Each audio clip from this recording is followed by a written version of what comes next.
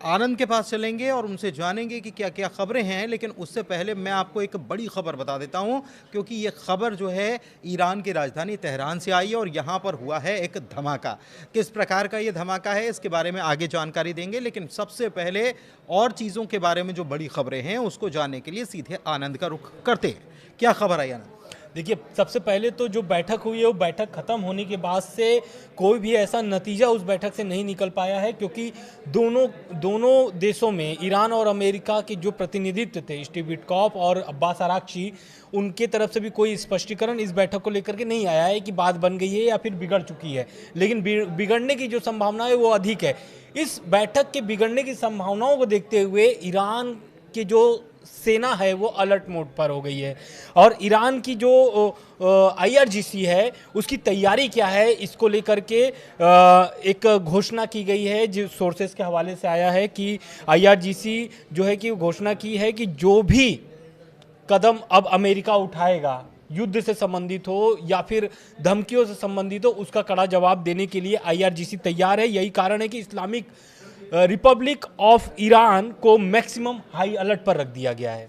Maximum high alert क्या होता है? हाई अलर्ट यानी कि वो युद्ध के लिए अब एकदम बिल्कुल से तैयार है। अगर, क्योंकि आपको भी पता है कि इसके पहले दो जो ड्रोन थे USS अब्राहम लिंकन की तरफ देखे गए थे ईरान के, जिसे मार गिराया गया है, लेकिन अब उससे जो ड्रोन से जो सबूत मिले या फिर जो भी उनके पास जानकारियां आई हैं उसको लेकर के भी पूरी तैयारी है उनकी। लेकिन इस अलर्ट मोड को लेकर के ट्रम्प की क्या तैयारी है, यानी अमेरिका की क्या तैयारी है, इसको भी मैं बता देता हूं। क्योंकि अभी जो है अमेरिका का USS अब्राहम लिंकन अरब सागर में तैनात है, लेकिन इस अरब सागर में तैनाती के वक्त ही ये जो ड्रोन जो थे वो गए हुए थे। इसको लेकर के अब और टेंशन में है अमेरिका, क्योंकि ईरान जो है अब कोई भी रिस्पांस जो है वो नरम तरीके से नहीं दे रहा है। जो भी रिस्पांस है उसकी कड़ी प्रतिक्रिया आ रही है। चाहे वो अब्बास अराक्ची का बयान आप देख लीजिए, कल बैठक के बाद उनकी जो बयान आया है वो साफ तौर पे उन्होंने बोल दिया है कि हम डील करने के लिए तैयार हैं डील के लिए हम तैयार हैं, लेकिन अगर मेरी जो 3 शर्तें हैं वो बात अमेरिका को माननी होगी। पहला शर्त यह है कि वो परमाणु कार्यक्रम का जो उनका संवर्धन है, जो यूरेनियम संवर्धन है वो जुटाते रहेंगे, उसमें कोई भी ऐसा प्रतिबंध नहीं लगाया जाए या फिर कोई भी ऐसे डील में वो बातचीत नहीं की जाए। दूसरा, बैलिस्टिक मिसाइल वाली बातें, क्योंकि बैलिस्टिक मिसाइलें सेल्फ ऑफ डिफेंस होता है, एक अपने देश की सुरक्षा के लिए वो बनाते हैं। तो उनका कहना है कि जो बैलिस्टिक मिसाइलें हैं उस पर भी कोई भी डील नहीं की जाएगी, क्योंकि अमेरिका का कहना है कि 500 मीटर वाली रेंज को आप सीमित रखिए, मतलब उससे अधिक के रेंज वाले मिसाइल को आप नहीं बना सकते हैं। अमेरिका की ये शर्तें, मतलब 500 किलोमीटर की हाँ, रेंज तक रखना बिल्कुल। पड़ेगा। तो अब इसको लेकर के ईरान ने भी साफ कर दिया। तीसरी जो सबसे बड़ी शर्त है वो है कि जो क्षेत्रीय उनके जो सहयोगी हैं, यानी कि प्रॉक्सी जो हैं, हिजबुल्लाह, हमास और हुती, इन तीनों को जो सपोर्ट देने की बात था, समर्थन देने की बात थी, अमेरिका ने साफ मना कर दिया था कि इनको आप समर्थन देना बंद करें। तो इस पर भी उनकी स्पष्ट बयान आ गया है। उन्होंने कहा कि समर्थन जो है वो हमारे देश यानी कि ईरान और उन देशों से हमारा संबंध है, हम उसको बिगाड़ नहीं सकते हैं, तो उस पर भी बातचीत करने के लिए हम तैयार हैं, लेकिन ये जो समर्थन है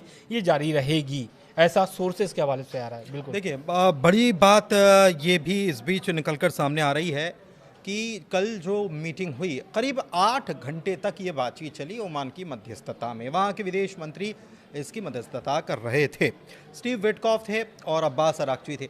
दिलचस्प बात यह है कि खबरें जो आई बैठक को लेकर वो ये आई कि दोनों तरफ से तनातनी का माहौल रहा, लेकिन बैठक के बाद क्या खबरें आई, बयान क्या आए, उसको भी समझना ज़रूरी है।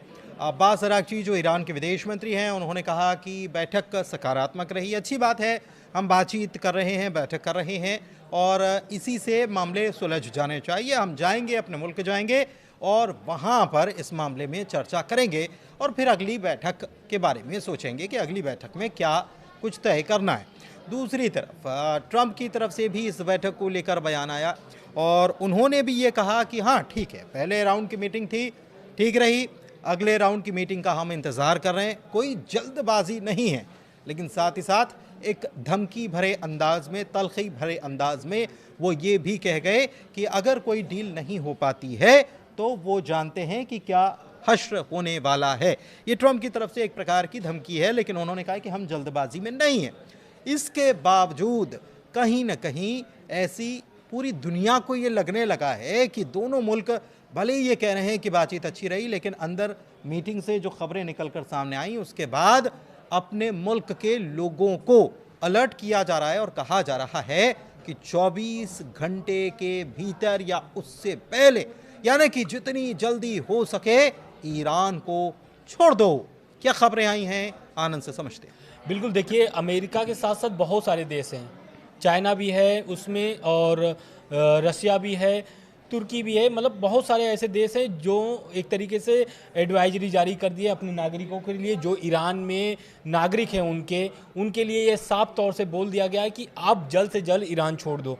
क्यों छोड़ दो? क्योंकि जिस तरीके की टेंशन बनी हुई है दोनों देशों के बीच, कभी भी हमला हो सकता है, जैसा कि अभी आपने बोला कि 24 घंटे भी या फिर उसके पहले भी या उसके बाद भी हमले हो सकते हैं।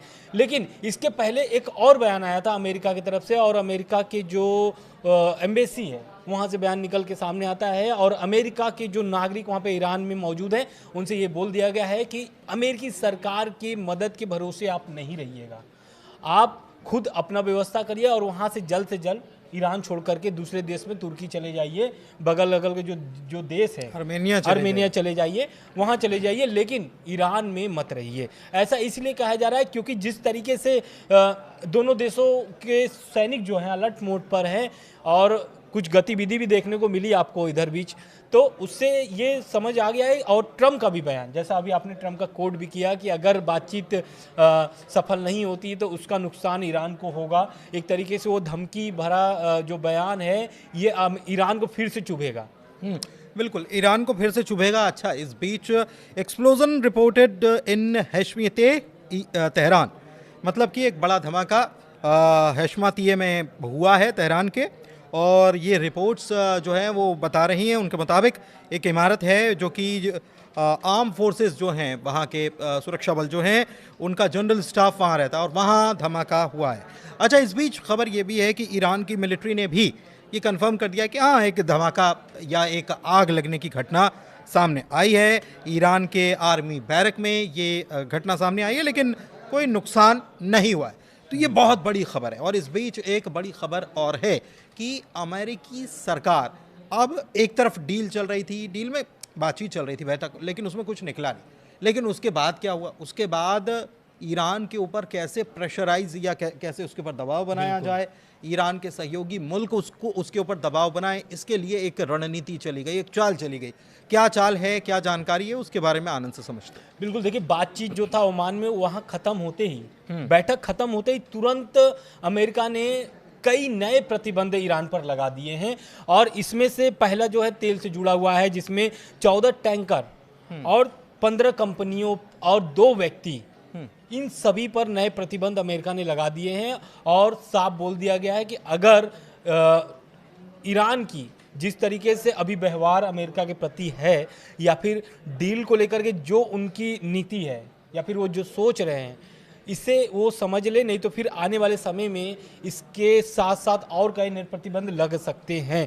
लेकिन एक और सबसे बड़ी महत्वपूर्ण बात यह है कि जो अमेरिका और ईरान के बीच तनाव तो चल रहा है, लेकिन इस बीच एक खबर आ रही है, वो ये आ रही है कि यूएसएस अब्राहम लिंकन जो है, वहाँ के जो सैनिक हैं, मतलब जो वहाँ सैनिक तैनात हैं उस पर, उनकी क्या तैयारी है। तो वो निकल के आ रहा है कि जिस तरीके से उन्होंने ड्रोन गिराया था ईरान के, अब उससे वो बहुत चिंतित है, क्योंकि बातचीत तो बनी नहीं है।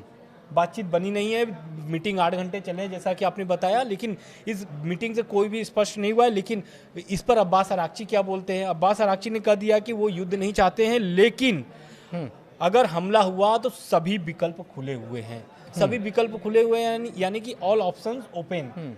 इसका ये मतलब है कि वो युद्ध के लिए भी तैयार है। यही कारण है कि यूएसएस अब्राहम लिंकन पे जो तैनात है, चाहे वो जंगी बेड़ा जो जहाज है वहाँ पे, या फिर जो सैनिक हैं, उनकी जो तैयारी है वो शुरू हो गई है। दूसरी तरफ इधर आप हॉर्मुज़ में जो 1 और 2 फरवरी को ईरान ने युद्ध अभ्यास का एक घोषणा किया था, उसको रद्द कर दिया था।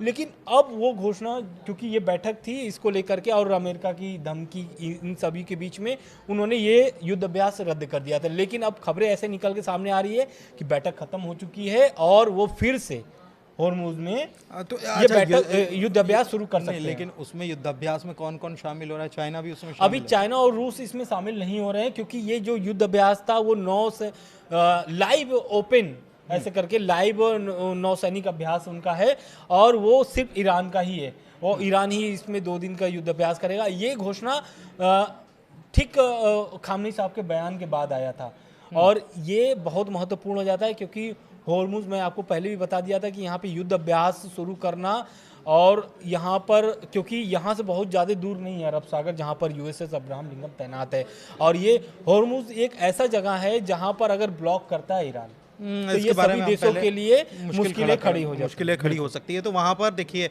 नौसेना जो है ईरान की तैनात है। अच्छा, एक बड़ी बात और है कि जो प्रतिबंध लगाए गए हैं उसके बारे में तो आनंद ने बताया ही। इसके अलावा ट्रंप ने 25% टैरिफ लगाने का भी ऐलान किया है, और ख़ास तौर पर ये वो मुल्क हैं जो ईरान के साथ बिजनेस करते हैं, धंधा करते हैं। मतलब चाइना, रशिया, यूएई, तुर्की, ये सब जो हैं ईरान के साथ बिजनेस करते हैं, और इनके ऊपर 25% का टैरिफ लगा दिया जाएगा। इसके लिए साइन कर दिए गए। अब ऐसा होगा तो क्या होगा? ऐसे मुल्क जो हैं जो ईरान के साथ बिजनेस करते हैं, ये ईरान के ऊपर कहीं ना कहीं दबाव बनाने की कोशिश करेंगे। तो ये भी हो सकता है कि वो दबाव काम आए। अमेरिका ऐसा मान रहा है, लेकिन ईरान ने देखिए साफ तौर पर कह दिया है कि आप जो यूरेनियम एनरिचमेंट की आप बात कर रहे हैं, हम इस पर बात तो करेंगे। आप समझिए इस चीज़ को कि हम इस पर बात करेंगे, लेकिन बात किस पर होगी कि हमारे पास है नहीं है, इसकी बात नहीं होगी। बात तो इस पर होनी है कि आप हमको रिकॉग्नाइज करो कि हम एक मुल्क हैं, और हमारे पास भी ये अधिकार है कि हम यूरेनियम का संवर्धन कर सकें, और अमेरिका को इस बात को मानना होगा। तो यहाँ पर ईरान की बात कह दी गई। दूसरी तरफ अमेरिका का क्या कहना है कि वो बैलिस्टिक मिसाइल का प्रोग्राम बंद कर दो, ईरान में जो नागरिक हैं उनके साथ जो आप व्यवहार, अत्याचार, भले ही कथित तौर पर जो अमेरिका की तरफ से कहा जाता है वो एक बात इसमें शामिल हो, बैलिस्टिक मिसाइल का प्रोग्राम इसमें शामिल हो। ईरान ने कह दिया बैलिस्टिक मिसाइल हमारे इलाके की रक्षा करने के लिए हम बना रहे, आपको कोई दिक्कत होना नहीं चाहिए। अब उसकी रेंज कितनी होगी ये तो हम डिसाइड करेंगे, क्योंकि हमें किससे खतरा है किससे खतरा नहीं है ये भी हम डिसाइड करेंगे। आप थोड़ी डिसाइड करेंगे कि 500 किलोमीटर तक दूर वहाँ पर हमारा दुश्मन है कि नहीं है। हो सकता है कि 10,000 किलोमीटर तक हो, और उसके लिए हम अपनी तैयारी कर सकते हैं। और ये बात सच है, ये बात सच है कि कोई भी मुल्क अपने मुताबिक तैयारी करेगा। वो आपको अधिकार थोड़ी है कि आप मेरी सुरक्षा में कहां तक कर सकता हूं, ये मेरे ऊपर मेरी जिम्मेदारी है। बिल्कुल यही बात झलकती भी है अब्बास अरागची के बयान में भी, जैसा कि उन्होंने बोला कि मीटिंग पॉजिटिव रही है, लेकिन उनकी जो शर्तें हैं वो अमेरिका को माननी पड़ेगी। और अमेरिका की जो शर्तें हैं ये एकदम विरोधाभास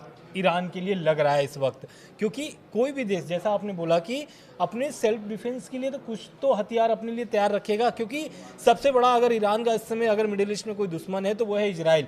लेकिन इस बैठक को लेकर के अभी इजराइल का कोई ऐसी कोई प्रतिक्रिया आई है क्या? अभी नहीं, देखिए अभी इसकी कोई प्रतिक्रिया नहीं आई है, लेकिन इजराइल जाहिर तौर पर इजराइल इस बात के कतई पक्ष में नहीं है कि कहीं बैठकर कोई बातचीत हो। इजराइल ने तो कह दिया कि आप नहीं कर रहे तो हम कर देते, और अभी मौका तो मुझे लगता है कि तलाशा ही जा रहा होगा। और इजराइल जो है वो शायद इस बात के, क्योंकि ईरान के साथ उसका जो टेंशन है उसको लेकर तो हम ये कह सकते हैं कि इस बात के लिए दुआ कर रहा होगा कि ये मीटिंग सक्सेसफुल ना हो, जी ताकि वो एक प्रकार से प्रेशर बनाने की कोशिश भी करा अमेरिका, और एक हमला करने का मौका भी मिल जाएगा इजराइल को, भी मिल जाएगा। और वो भी जानता है कि अमेरिका एक बड़ी ताकत है, और इस ताकत के दम पर वो अपने एक सबसे बड़े दुश्मन जो है उससे निपटना चाहता है। ये देखिए ये बिल्कुल साफ है, आईने की तरह साफ है, इसमें कोई नई बात नहीं है। नहीं तो अकेले अपने दम पर अगर लड़ सकता तो फिर इसमें अमेरिका को बीच में दाखिल होने की ज़रूरत नहीं थी। लेकिन एक बार फिर से जब इतना सब हो गया, JCPOA फिर से वापस लागू करके प्रतिबंध भी लगा दिए, तो फिर परमाणु मुद्दे पर बात करने की ज़रूरत या इस मीटिंग की ज़रूरत या ऐसे टेंशन की ज़रूरत क्या थी? नहीं थी। लेकिन फिर भी ईरान से जो दुश्मनी है उसके चलते इजराइल अमेरिका के ऊपर ये प्रेशर क्रिएट कर रहा है कि आप इसके लिए बात करो और इसको मामले को सॉल्व करवाओ, और सॉल्व ही नहीं करवाओ, वहाँ पर रिजीम चेंज करवाना है हमें। बिल्कुल। और ट्रंप जो है वो इस बात को लेकर एक प्रकार से कंधे पर हाथ रख चुके हैं नेतन्याहू। और जंगी बेड़ा भी अपना भेज चुके हैं अरब सागर हाँ, में। तो इतनी जब सब तैयारी कर ली, और देखिए आपने पिछली बार भी पूछा था ये सवाल और मैंने कहा था कि शायद दबाव बनाने का, लेकिन ये बात सही है कि बैलिस्टिक मिसाइल प्रोग्राम जो है ईरान का वो इतना ज़्यादा ख़तरनाक है कि सबकी आंखों में चुभने लगा है, क्योंकि क्या पता कब बैलिस्टिक मिसाइल किसकी आंखों में जाकर धंस जाए। यही टेंशन है और इसी वजह से इस वक्त टेंशन बढ़ी हुई है। लेकिन ये साफ तौर पर खामनेई साहब भी कच्चे खिलाड़ी नहीं है, उन्होंने कह दिया है कि देखिए अगर चीज़ें बिगड़ेंगी तो आपको ये याद रखना चाहिए ईरान कहाँ बैठा है, उसके आसपास कितने मुल्क हैं, उसके पास आसपास आपके सैन्य बेड़े हैं, और वहाँ पर अगर हमला होता है, सैन्य छावनियाँ हैं, वहाँ पर हमला होगा तो उन मुल्कों के ऊपर भी आंच आएगी। तो इसके लिए आपको समझ लेना चाहिए कि आप बात किससे कर रहे हो। तो अमेरिका अपनी टशन में है, लेकिन उसको ये समझाने की कोशिश की जा रही है ईरान की तरफ से कि आप बात किससे कर रहे हो, समझ कर बात करो, बराबरी की बात होगी तब बात होगी। कुल मिलाकर वीडियो में, चर्चा में यहीं तक करेंगे बात, क्योंकि कोई और अपडेट्स नहीं आए। जैसे अपडेट आएंगे आप तक पहुंचाएंगे। फिलहाल इस वीडियो में इतना ही। ग्लोबल अड्डा को अपना प्यार देते रहिए। बहुत बहुत शुक्रिया।